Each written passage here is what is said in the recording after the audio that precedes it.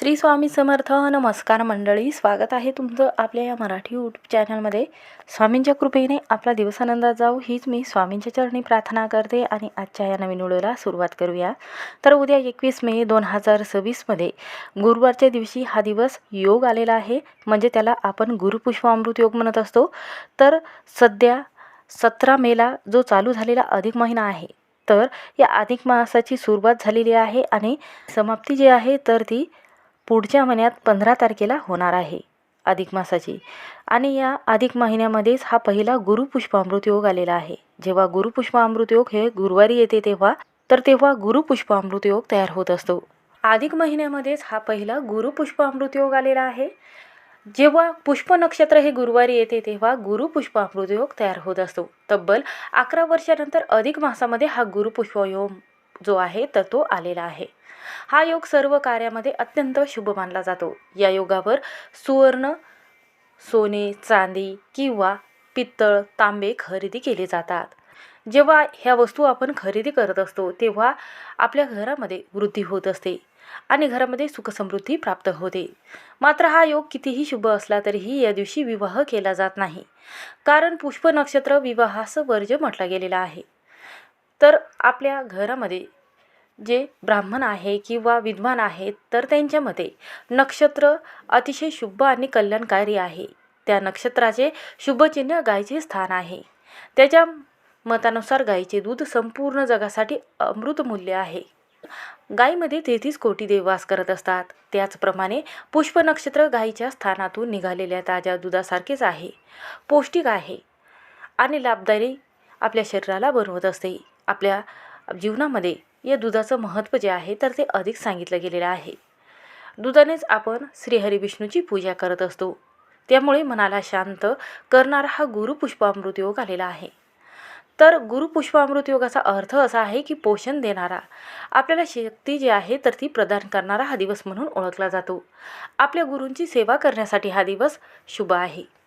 गुरुपुष्पामृत योग ज्या दिवशी येतो त्या दिवशी देवी लक्ष्मी आणि श्रीहरी विष्णूची साक्षात आपल्या घरामध्ये पंचामृताने पूजा केली जाते. या दिवशी देवी लक्ष्मीची पूजा केल्याने त्यांची कृपादृष्टी आपल्याला प्राप्त होते. या गुरुपुष्पामृत योगाचं फार महत्त्व सांगितले गेलेलं आहे. या दिवशी आपल्या कामामध्ये जर तुम्हाला संकट किंवा अडचणी किंवा भरभरून यश मिळवायचं असेल तर आपल्या कुलदेवतेची मनोभावे पूजा करावी सकाळी. आणि या दिवशी आवर्जून आपल्या कुलदेवतेला किंवा लक्ष्मीदेवीचं जर तुमच्याकडे मूर्ती असेल तर आपल्याला या दिवशी कुंकुमार्चन आवर्जून करायचं आहे. कुंकुमार्चन करत असताना आपल्याला 99 मंत्र म्हणायचा आहे. या दिवशी पूजा, तंत्र, मंत्र, साधना, संकल्प आणि जप-तप करण्यासाठी हा उत्तम दिवस म्हटला जातो. हे पुष्प नक्षत्र इतके शुभ म्हटले जाते की सर्व देवी देवता या नक्षत्राची पूजा करत असतात. धार्मिक दृष्टिकोनातून हा दिवस इतका महत्त्वाचा आहे की या दिवशी ज्योतिषशास्त्रामध्ये काही उपाय सांगितले गेलेले आहेत, काही सेवा केल्या जातात. म्हणून आज या व्हिडिओमध्ये तुमच्यासोबत असा एक प्रभावी उपाय शेअर करणार आहे. जर तुमच्या घरामध्ये जर पैसा येत नसेल, पैशाची चणचण तुम्हाला भासत असेल, घरामध्ये दुःख असेल, पतीच्या नोकरीमध्ये व्यवसायामध्ये भरभरून यश यावं आणि मुलांचं अभ्यासामध्ये भरभरून यश मिळावं, लक्ष लागावं व त्यांनी जे वाचन केलेलं आहे त्यांच्या लक्षात राहावं, नोकरी चांगल्या ठिकाणी त्यांची लागावी, म्हणूनच आपल्याला उद्याच्या दिवशी सकाळीच हे पान जे आहे हे घरामध्ये घेऊन यायचं आहे. हे पान घरी आणल्याने तुमच्या घरामध्ये राहणारे व्यक्ती आहे तर त्यांची भरभरून प्रगती होईल. जसे की पती आहे, मुलगा आहे, मुलगी आहे तर त्यांची प्रगती जी आहे तर ती भरभरून होईल. शत्रू तुमच्या घरामध्ये येऊन लोटांगण घालेल. 7 पिढ्यांचे दुःख, दारिद्र्य, गरिबी नावालाही उरणार नाही.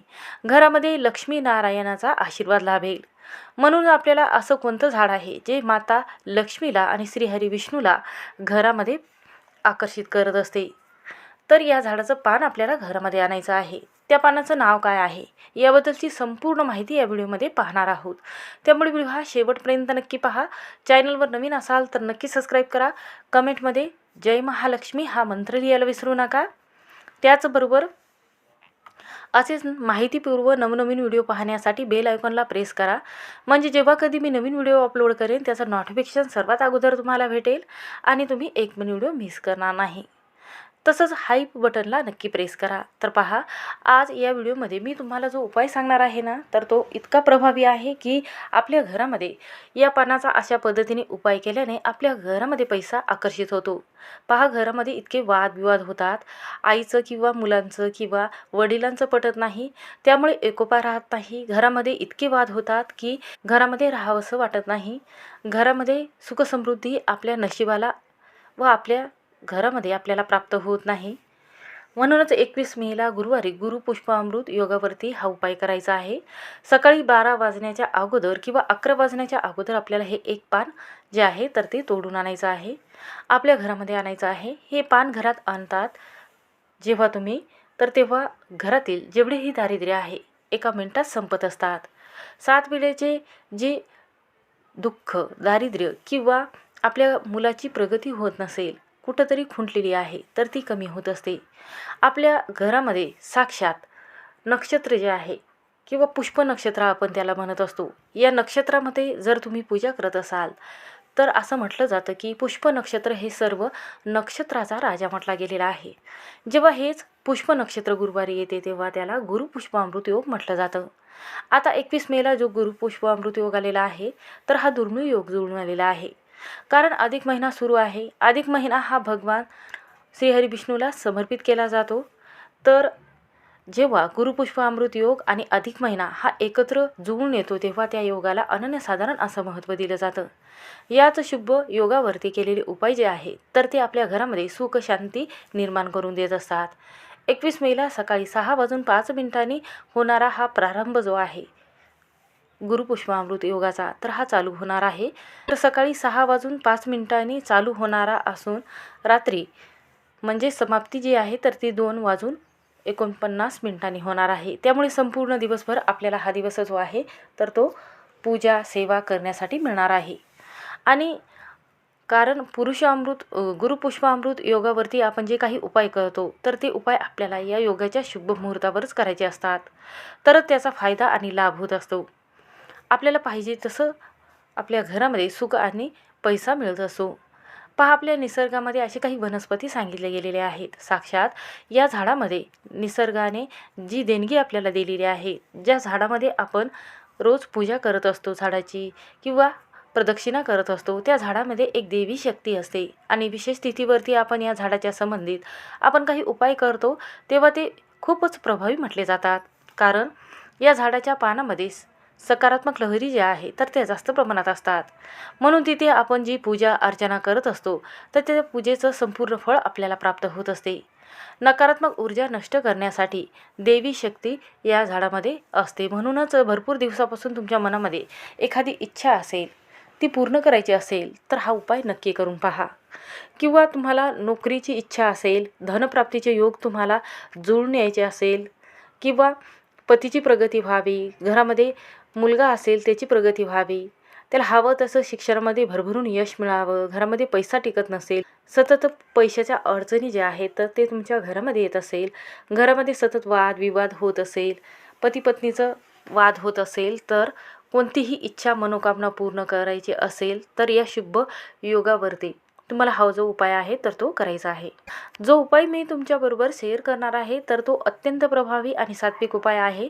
हा उपाय जर तुम्ही श्रद्धेने आणि मनपूर्वक जर केला आपल्या देवाजवळ किंवा आपल्या कुलदेवीतेसमोर बसून, तर तुम्हाला पाहिजे ते नक्कीच प्राप्त होईल. जर तुमच्या जीवनामध्ये एखादा शत्रू असेल, शत्रू तुम्हाला घरामध्ये येऊन जास्तीत जास्त वाद घालत असेल, त्याच्यामुळे तुमच्या घरामध्ये वाद होत असेल, पती पत्नीमध्ये एकोपा राहिला नसेल, किंवा मुलगा जो आहे तो वारंवार चिडचिडपणा करत असेल, किंवा कोणत्याही गोष्टीमध्ये नाराज राहत असेल, बोलत नसेल, तर हा उपाय जो आहे तर त्यांच्यासाठी खूपच प्रभावी म्हटला जातो.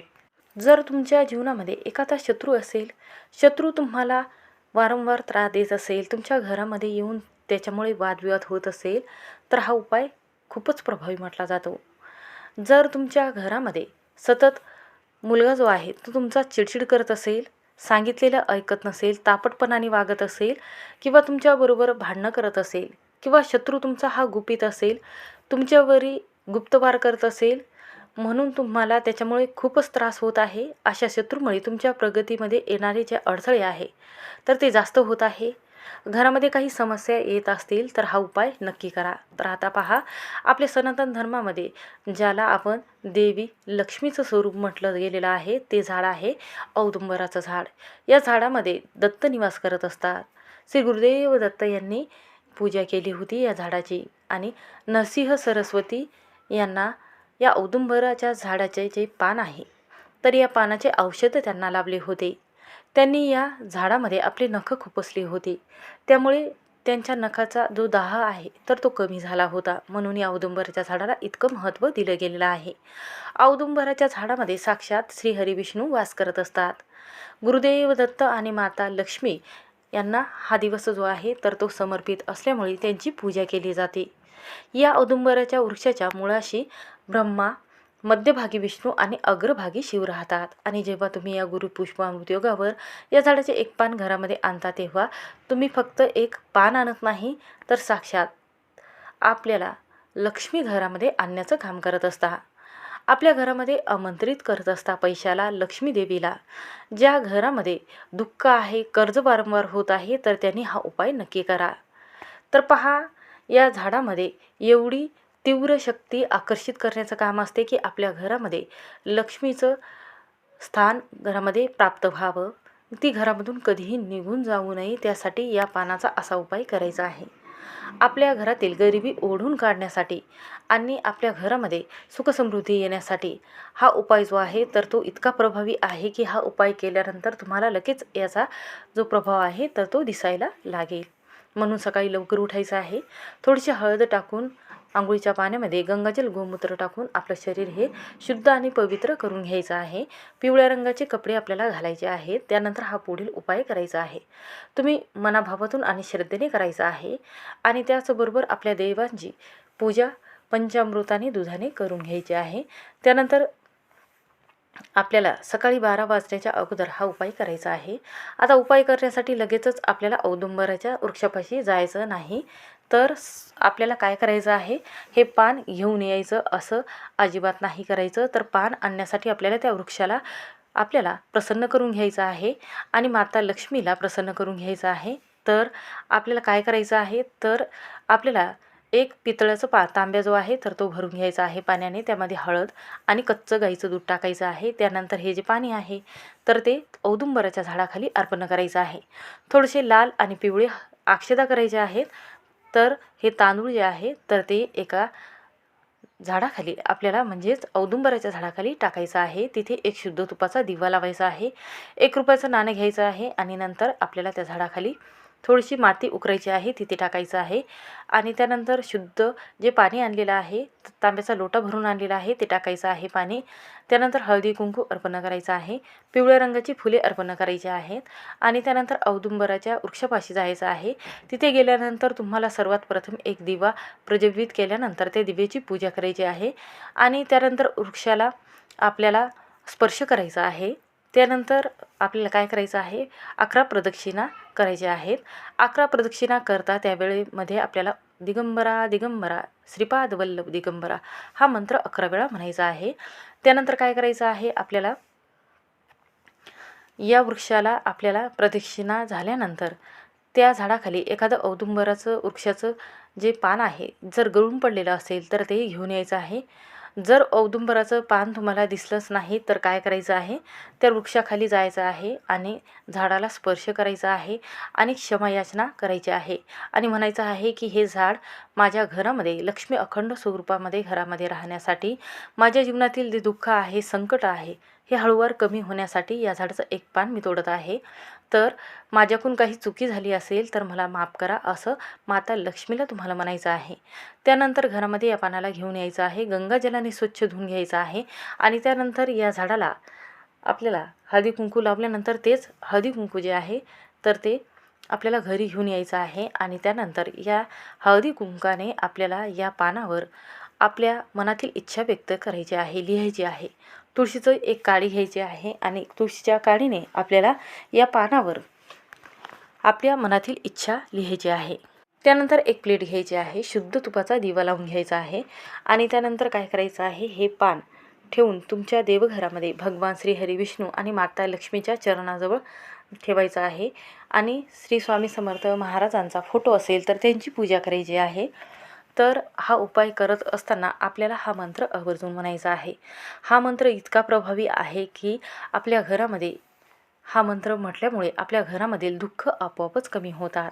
तर मंत्र असा आहे, तर ओम महालक्ष्मी देवे नमः हा मंत्र इतका प्रभावी आहे की या मंत्राने घरातील दुःख, दारिद्र्य, गरिबी या गोष्टीचा जो प्रभाव आहे तर तो आपल्या घरावर पडत नाही।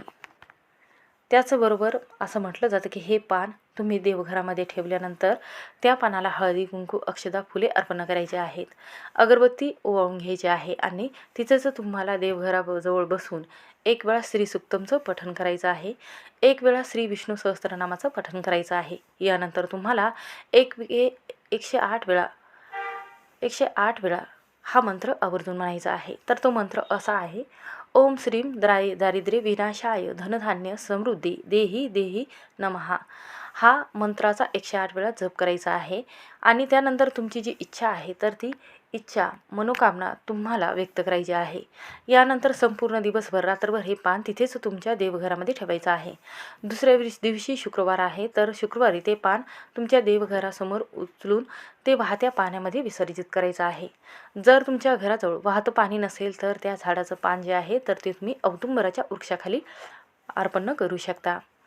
आणि या झाडाच्या मुळापासून तुम्हाला काय करायचं आहे, थोडीशी माती आणायची आहे आणि त्यानंतर आपल्या तुळशीजवळ ही माती टाकायची आहे आणि त्यानंतर तुमच्या मनातील इच्छा पूर्ण होण्यासाठी माता लक्ष्मीला आशीर्वाद मागायचा आहे आणि त्याचबरोबर आपल्या आयुष्यातील ज्या समस्या आहे, अडचणी आहे तर त्या दूर होण्यासाठी आणि आपल्या मुलांच्या दीर्घायुष्यासाठी आणि आपल्या मुलांच्या कोणत्याही उज्ज्वल भविष्यासाठी, आरोग्यासाठी, बुद्धिप्राप्तीसाठी, शिक्षणासाठी हा उपाय जो आहे तर तो खूपच प्रभावी म्हटला जातो। त्यामुळे उद्या तुम्हाला गुरुपुष्पामृत योगावरती आपल्या मुलांच्या हाताने भगवान श्री हरिविष्णूला हे फूल जे आहे तर ते अर्पण करायचं आहे।